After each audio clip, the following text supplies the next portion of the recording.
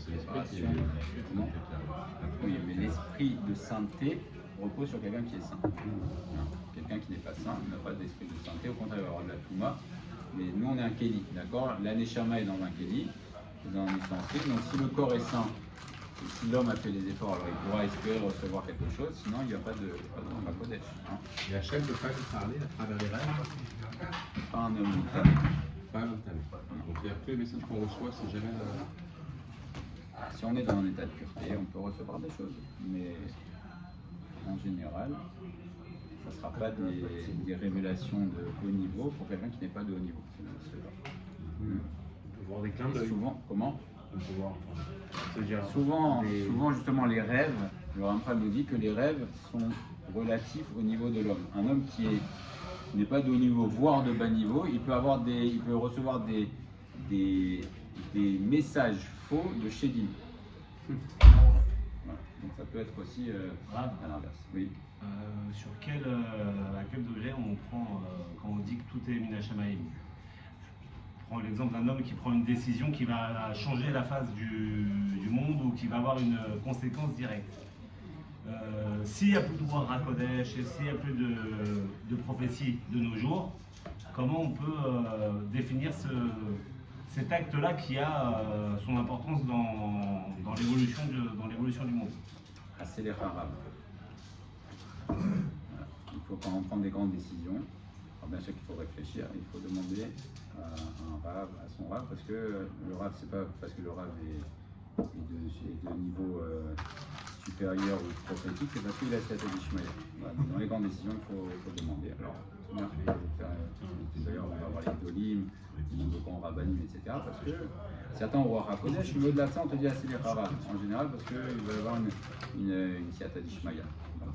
Mais effectivement, des fois, on peut avoir ce qu'on appelle une Ehara Minashamaim. Par exemple, le Pélé Yoel dit qu'une personne qui veut aller en Eretz Israël, une Keïla comme ça, il a d'un coup un éveil, c'est une Ehara, c'est un éclairage Minashamaim que Akadosh Baruch Hu a mis dans l'esprit comme ça.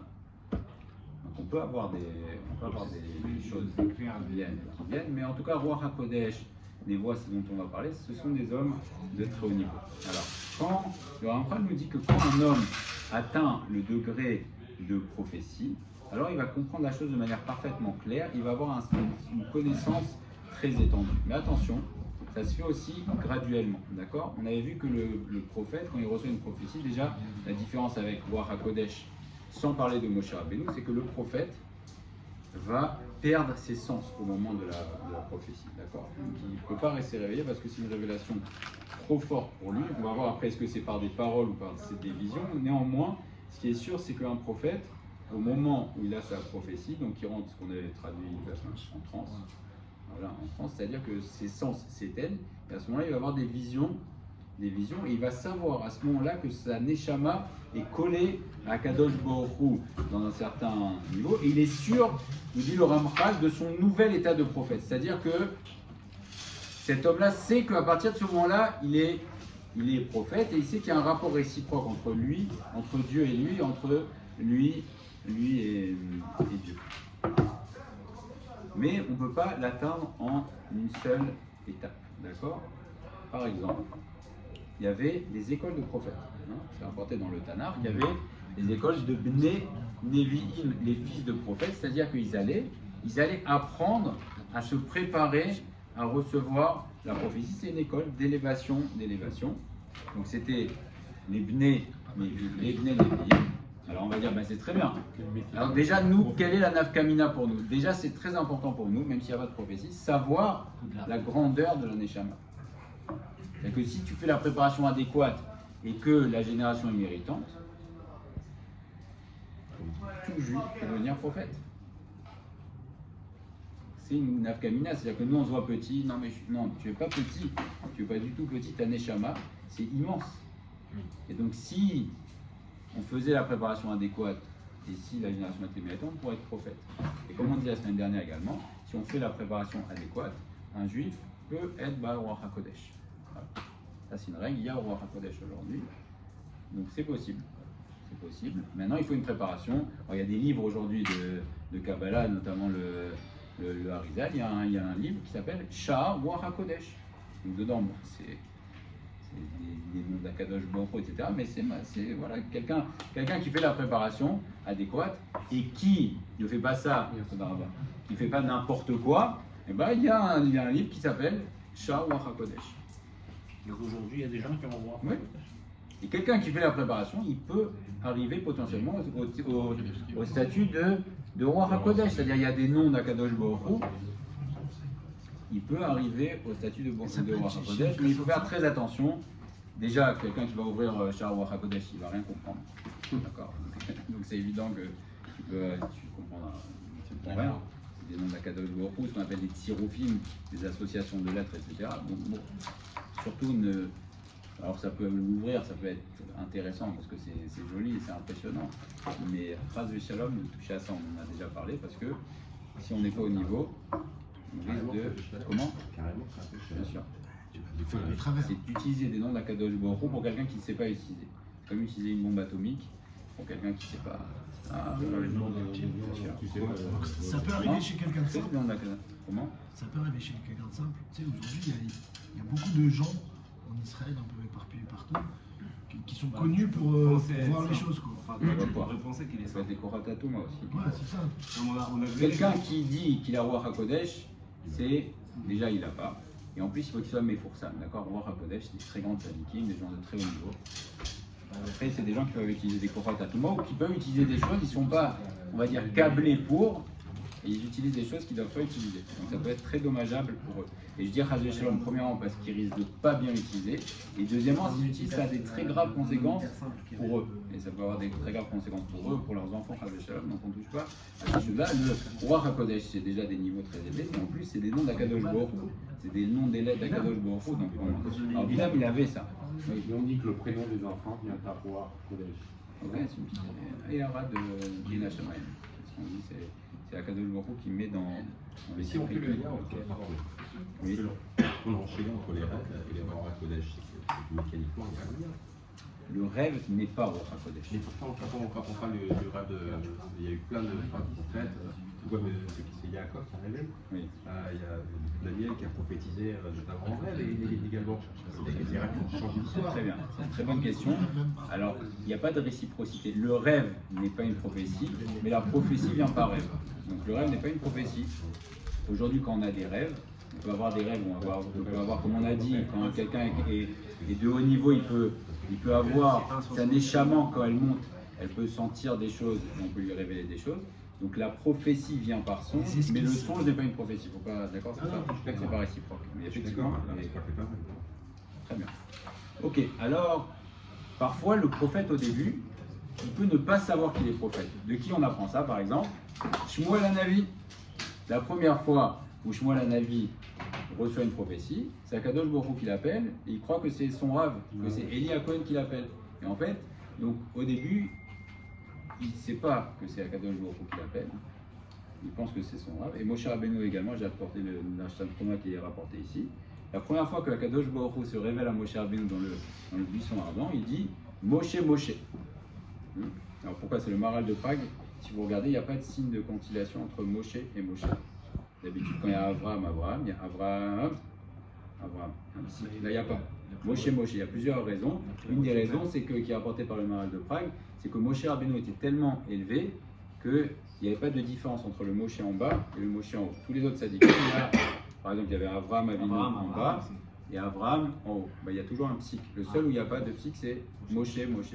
Parce qu'il était tellement élevé, Moshe Rabbeinu, qu'il n'y avait plus de différence. Également, c'est pour dire Moshe, Moshe, c'est parce que Akadosh Baruch Hu était pressé de libérer l'homme Israël. Donc il a dit Moshe, Moshe, allez, c'est l'heure de faire sortir l'homme Israël. En tout cas, ici le Midrash Tantruma nous dit Vayomer Moshe, Moshe, Vayomer Ineni. Moshe Rabbeinu a dit Ineni, je suis là.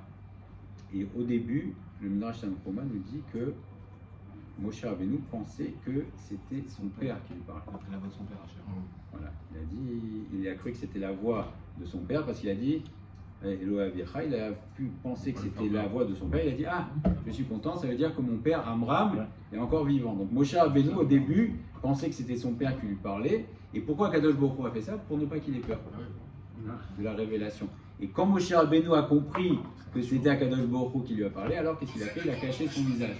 Il a caché parce qu'il a pris conscience. Donc on voit que ça se fait de manière graduelle, c'est pas une révélation immédiate parce que soit le prophète peut avoir peur ou parce qu'il n'est pas encore. Donc ça se fait de manière graduelle. Maintenant, dans les écoles de prophètes, est-ce qu'il y a quelqu'un de voir une école de prophètes?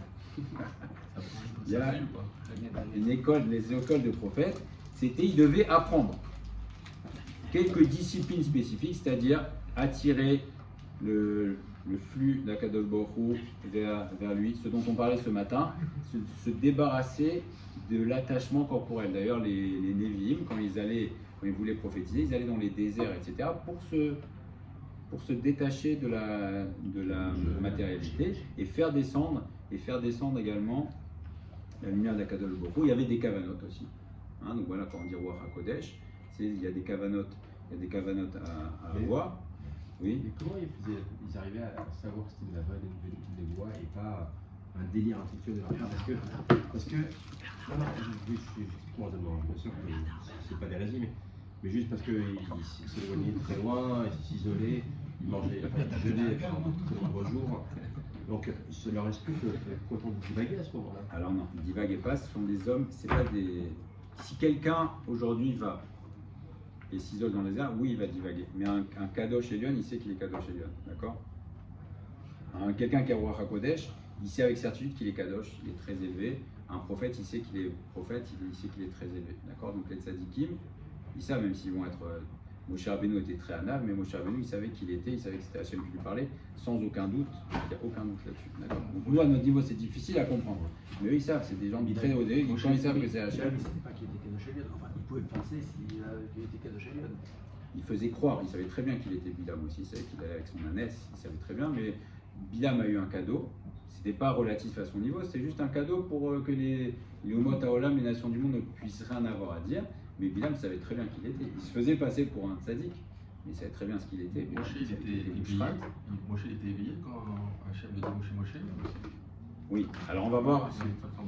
Parce que est-ce que quand quelqu'un dit j'ai rêvé de mon père, de ceci, de cela, et qui va dire de faire ça et que ça s'avère vrai, est-ce que c'est de la prophétie ou... Non, il n'y a pas de prophétie aujourd'hui. Aujourd'hui, on ne peut pas savoir ce que c'est la prophétie, on en parle, savoir que ça existe, mais aujourd'hui, il n'y a pas de prophétie. Il peut y avoir des messages Mina Shamaim, d'accord, ça existe. Il peut y avoir quelqu'un qui a Ruach HaKodesh, la prophétie n'existe pas aujourd'hui, d'accord. Donc il n'y a pas de prophète aujourd'hui, ça n'existe pas parce que la génération n'est pas apte à recevoir de prophétie. D'accord, donc on n'a pas de prophétie. On peut avoir des Eharot, Mina Shamaim, des éclairages. Voilà un rêve, tu peux avoir un rêve, on va te révéler quelque chose, on va te dire voilà, il peut y avoir un. Et ça, c'est pas de la prophétie, c'est une personne qui est partie, on a un lien avec l'au-delà. C'est-à-dire qu'il y a une personne qui peut venir te donner un message, c'est une Neshama, il peut y avoir des Neshamot qui vont descendre, mais c'est pas de la prophétie. La prophétie, c'est Dieu qui donne un message directement à un homme. D'accord, la prophétie, c'est encore autre chose. Il y a une histoire connue avec Rabbi David Abukhotira, sur que Baba Saleh, il est venu le voir 2 fois de suite en rêve, en lui disant que, parce que quand il recevait Rabbi David à l'époque, il recevait assis. Et il est venu, son grand-père le voir en rêve, lui a dit à 2 reprises le Mashiach, il est venu te voir, tu t'es pas levé. Et maintenant, Rabbi David, il reçoit tout le monde debout. Ok, mais c'est pas de la Qu'est-ce que prophétie. ça c'est C'est pas de la prophétie, c'est son grand-père qui nous met la Neshama de son grand-père. C'est pour ça que j'ai demandé, est-ce que quand quelqu'un vient. Ce n'est pas de la prophétie. La prophétie, c'est Dieu qui parle à un homme, d'accord? Et le Ruach HaKodesh. Par Kodesh, Dieu ne parle pas directement à l'homme. Il va y avoir des messages, des influx qui vont descendre.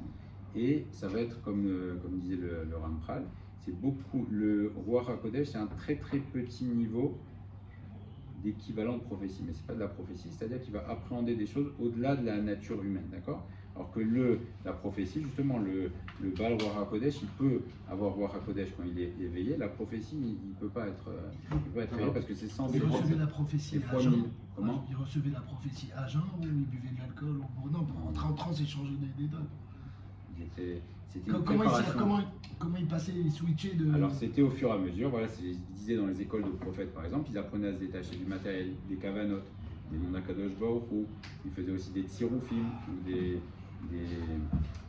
des associations de l'aide du nom d'Akadosh Baruch Hu, et à ce moment-là, des combinaisons, ils se préparaient, au fur et à mesure ils montaient, et à ce moment-là, ils recevaient la prophétie. Il va être des simcha également, on a vu qu'il fallait, par de la musique, il faut être dans un état d'esprit où on devenait apte à recevoir.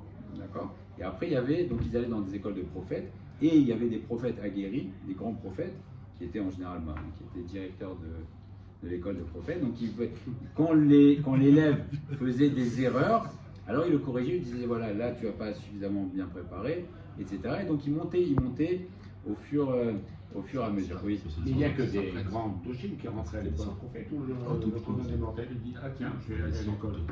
Oui. Un juif, potentiellement un juif est kadosh, d'accord? Donc un juif qui décide. Donc toutes les mères juives.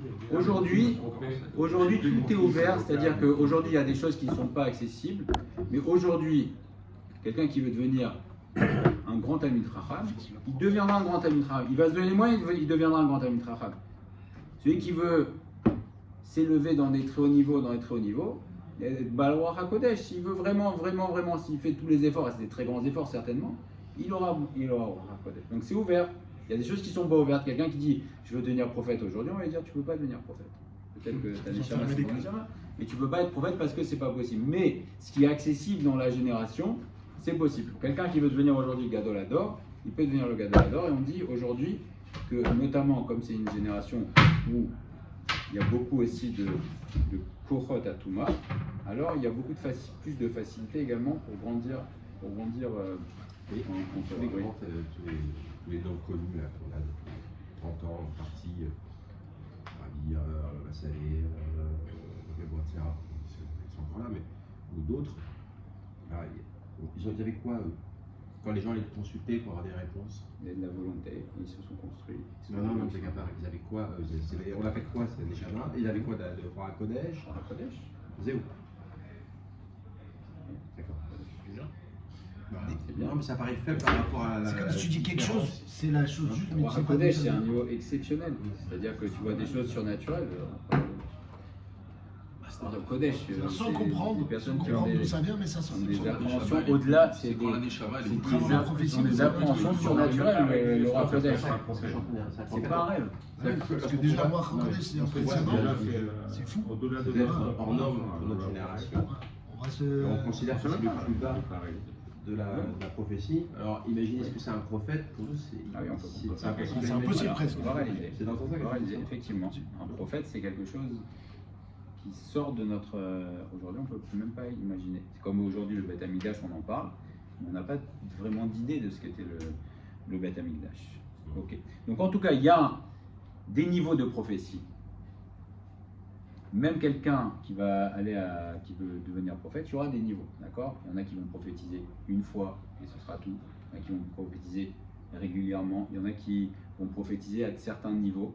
Mais en tout cas, ce qui est sûr, et ça répond à ta question, nous dit le Ramchal, ils ont un point commun, c'est qu'ils sont absolument sûrs tous que c'est une prophétie, d'accord? Ils n'ont aucun doute sur le fait que ce ne soit pas un délire. Ils savent à ce moment-là qu'ils reçoivent un message d'Akadosh Baruch Hu. Comment on peut se présenter ce message? Il y a deux types de messages. C'est soit par une vision, soit par une parole.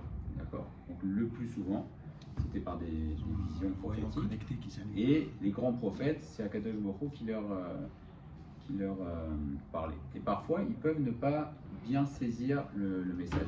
Il peut y avoir des messages à double sens. C'est rapporté ici que Yona Hanavi, quand il a reçu le message d'Akadosh Baruch Hu, il n'a pas compris. C'était un message à double sens. Akadosh Baruch Hu lui dit Veninve ne'efachet. Ninve sera, c'est quoi ne'efar? Retourner. Sera retourné. Alors il y a deux sens en fait. Quand le retournement, c'est soit va être détruit, mais ça peut être aussi va être transformé dans le sens va être tchouva. Et donc Yona en fait il n'a pas compris qu'il y avait double sens. Donc Akadosh Baruch Hu n'a pas répété sa prophétie en lui disant qu'il y a eu un changement du décret.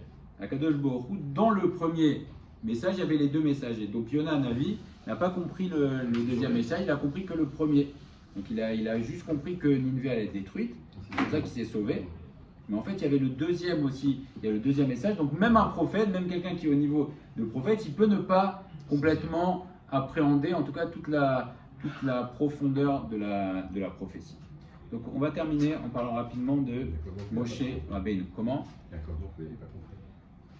Avec l'histoire des chefs. Quand tu vois l'ange monter, et ça ne descend pas. Alors, dans son rêve, on lui a dit que c'était Esav. Il s'est étonné, Akadosh Baruch Hu lui a répondu. Il a répondu des. C'est compliqué, si on doit déjà choisir entre les bons et les mauvais prophètes, qu'en plus un bon prophète il peut se tromper. Non, il ne veut pas se tromper. Il ne comprend pas l'intégralité du message. C'est pas une volonté d'Hachem, Il ça ne veut pas tromper. d'envoyer un message moins clair pour que justement on le mette en épreuve. Il y a le bon Ça peut être une épreuve pour les deux. Effectivement, on voit que Yona était éprouvé. Alors pour les bons et les faux prophètes, on a dans la Torah. C'est marqué dans la Torah, c'est mes forages, comment on sait que c'est un vrai prophète ou un faux prophète. Mais en tout cas, le prophète lui-même, quand il a, c'est sûr qu'il est sûr et certain. Maintenant, Moshe Rabbeinu, Amchal nous dit que tout ça, ce sont les niveaux des prophètes, entre guillemets, on va dire normaux. Hein. Bien sûr qu'un prophète, c'est pas normal, oui. Est-ce que la prophétie va revenir à travers un machin? Parce que quand tout sera clair, il n'y aura plus besoin de prophétie. Donc ça veut dire qu'il n'y aura plus de prophétie. Où il n'y aura que de la prophétie. Peut-être qu'il y a une révélation. Je ne sais pas comment ça sera au moment du Mashiach. En tout cas, c'est sûr que la prophétie reviendra. Puisqu'aujourd'hui, c'est, encore une fois, le niveau normal, entre guillemets, du Ham Israël, c'est qui est la prophétie. C'est qui est le Beth Amikdash. Donc aujourd'hui, on est dans une situation qui n'est pas normale. Donc il y aura la prophétie. Après, qui sera, comment ça sera, ça, je ne sais pas. En tout cas, Moshe Rabbeinu, pour terminer, a beaucoup de différences fondamentales avec les autres prophètes. Premièrement, les autres prophètes étaient forcément en état de perte de sens, c'est-à-dire que leur sens était éteint au moment de la prophétie. Soit ils recevaient des songes, alors c'était des visions très élevées, soit c'est Akadosh Baruch Hu qui leur parlait. Moshe Rabbeinu arrivé, et c'est le seul, qui a prophétisé quand il était en éveil. D'accord ? Il faut imaginer, donc c'est le niveau le plus élevé de l'homme, et Moshe Rabbeinu avait donc arrivé à prophétiser éveillé. D'accord ? Par ailleurs, Moshe Rabbeinu pouvait prophétiser quand il le souhaitait. Ça aussi, c'est pas pareil. Les autres prophètes, on voit qu'ils devaient faire une préparation adéquate. Et s'ils avaient fait la préparation adéquate, peut-être qu'ils avaient, selon le niveau, même les grands prophètes, ils n'avaient pas tout le temps. Moshe Rabbeinu avait accès à la prophétie, puisque Akadosh Baruch Hu dit je lui parle PLP. Et quand ils sont venus me poser la question, ceux qui étaient Tmémet, qui étaient en état d'impureté en rapport avec un mort pour Pessar Sheni, Moshe Rabbeinu a dit attendez, je vais aller demander à Hachem. Donc ça, c'est le seul prophète qui pouvait faire ça. En plus, encore une autre différence entre Moshe Rabbeinu et tous les autres prophètes, comment ? Dans ce sens-là. C'est-à-dire qu'il n'est pas obligé d'attendre. Voilà, exactement, il demandait. Donc il avait un accès permanent. On rajoute que Moshe Rabbeinu, on avait évoqué un petit peu ce sujet, la notion de aspaklaria. Aspaklaria, c'est comme une vitre qui sépare. Et donc la vitre, le prophète sait que, entre guillemets, c'est pas qu'il voit Akadosh Baruch Hu, mais il sait que c'est Akadosh Baruch Hu qui se révèle à lui. Et donc il va avoir une vitre plus ou moins opaque qui va le séparer. Et tous les autres prophètes ont aspaklaria plus ou moins meira. D'accord ? Certains c'est très opaque, c'est-à-dire qu'ils vont voir de loin. Il y en a qui vont avoir des visions très claires. Par exemple, Yereskel Hanavi a vu la vision de la Merkava. Mais ça reste toujours, il y a un petit peu d'opacité. Moshe Rabbeinu, c'était aspaklaria meira. Il voyait en tout cas tout ce qu'un homme pouvait arriver à voir. C'est le maximum de ce qu'un homme arrivait à voir. C'est vrai qu'il y a même des choses qui ont été cachées à Moshe Rabbeinu, n'est-ce pas ? Un homme ne peut pas me voir, Bachai, et vivre. Donc, atteindre complètement l'adhésion parfaite à Akadosh Baruch Hu, c'est pas possible. Néanmoins, Moshe Rabbeinu voyait aspaklaria mera, c'est-à-dire qu'il voyait, c'était transparent et c'était les messages, il voyait les choses parfaitement claires. Il n'y avait pas de symbolique. D'accord ? Les autres, c'était avec des visions. Il devait avoir une petite part d'interprétation du message qui était vraie. Mais Moshe Rabbeinu, c'était PLP, Akadosh Baruch Hu lui parlait, voilà, comme on se parle maintenant. Akadosh Baruch Hu se révélait à lui et lui donnait des messages en permanence. Voilà. Et on dit que il n'y a jamais eu, il n'y aura pas de prophète comme Moshe Rabbeinu. Donc il y a eu un Moshe Rabbeinu. Moshe Rabbeinu, encore une fois, c'était également ce qu'on dit Sorer Shah, c'était un besoin du moment. Il fallait un Moshe Rabbeinu pour faire descendre la Torah, mais encore une fois, Moshe Rabbeinu aussi est devenu Moshe Rabbeinu. Moshe Rabbeinu, il aurait pu rester un homme lambda, il est devenu ce qu'il est. Moshe Rabbeinu, il est resté pour l'éternité comme Moshe Rabbeinu, mais si ce n'était pas Moshe Rabbeinu, ça aurait été quelqu'un d'autre. Et Moshe Rabbeinu aussi s'est préparé, il s'est purifié, etc. C'est pas il n'est pas devenu. Il avait bien sûr des capacités extraordinaires, puisque dès le berceau, il était déjà, on voyait que quand il est né, il y a eu de la lumière, donc il avait un potentiel incroyable, Moshe Rabbeinu. Néanmoins, Moshe Rabbeinu, s'il avait décidé d'être quelqu'un d'autre, il aurait été quelqu'un d'autre. Peut-être que ça aurait été peut-être un grand scientifique, ou quelqu'un d'autre, ou même quelqu'un, Chas v'Shalom, qui aurait pu aller dans un mauvais côté. Il avait le choix. Donc Moshe Rabbeinu, il a atteint le maximum du niveau qu'il pouvait atteindre. Et voilà, il est devenu, oui, Et bien sûr. Comment Qu'est-ce qu'il a fait qui est relaté? Alors, Moshe Rabbeinu, on voit qu'il y a toute une partie de sa vie qui n'est pas relatée. C'est ça, c'est cette période de préparation. On voit que pendant 60 ans, c'est le blackout, on ne sait pas ce qui s'est passé. Donc c'est une période de purification. Et Moshe Rabbeinu, encore une fois, à l'âge de 20 ans déjà, il savait utiliser le nom d'Akadosh Baruch Hu. Donc il était de très haut niveau. Néanmoins, à 20 ans, il n'était pas comme il était à 80 ans. Quand il a été choisi et qu'on lui a révélé que c'était lui qui était le Goël. Donc il y a eu un Moshe il Rabbeinu. avait le même niveau. Non, il n'avait pas du tout le même niveau. Il n'avait pas du tout le même niveau de prophétie. On voit que Akadosh Baruch Hu, c'était Baïkar et Elohim. C'était un homme dont la Neshama venait de haut. Il n'avait rien à voir avec Moshe Rabbeinu. C'est vrai qu'on dit qu'il était de même niveau, mais c'est pas le même niveau du tout de prophétie. Akadosh Baruch Hu ne lui parlait pas comme il parlait à Moshe Rabbeinu. Mais est-ce que c'est pas parce qu'il a pris le mauvais chemin? Est-ce pas que lui, il pouvait arriver? Il ne pouvait pas être comme, il pouvait pas devenir comme Moshe Rabbeinu parce qu'il était des Homot Haolam. Mais c'était un homme qui avait potentiellement un très haut niveau et sa Neshama également venait d'un niveau très élevé, mais il ne pouvait pas, c'est-à-dire que par Bilam, il ne pouvait pas donner, par exemple, on ne pouvait pas donner la Torah. C'était pour enlever les accusations des nations. Mais en tout cas, Bilam se faisait passer, puisque c'est par Parashat Shavua, se faisait passer pour un tzaddik. Il a utilisé un potentiel extraordinaire pour le mal, et on voit que Bilam aussi, il a très mal fini. Tout Bilam qu'il est, finalement, il a fini tuer, jeter, parce qu'il n'a pas bien utilisé son potentiel, alors qu'à l'inverse, quelqu'un qui utilise bien son potentiel, alors il peut monter à des niveaux extraordinaires. Et aujourd'hui encore, c'est possible, il faut savoir où on peut arriver. Celui qui fait des efforts, il va recevoir bien au-delà de ses efforts. Également, puisque les prophètes aussi recevaient bien au-delà de leurs efforts. Ils faisaient une préparation et d'un coup, pitom, ils avaient une révélation. Alors nous aussi à notre niveau, on fait des efforts et on reçoit des choses qui sont bien au-delà de nos efforts. Ah, d'accord. La preuve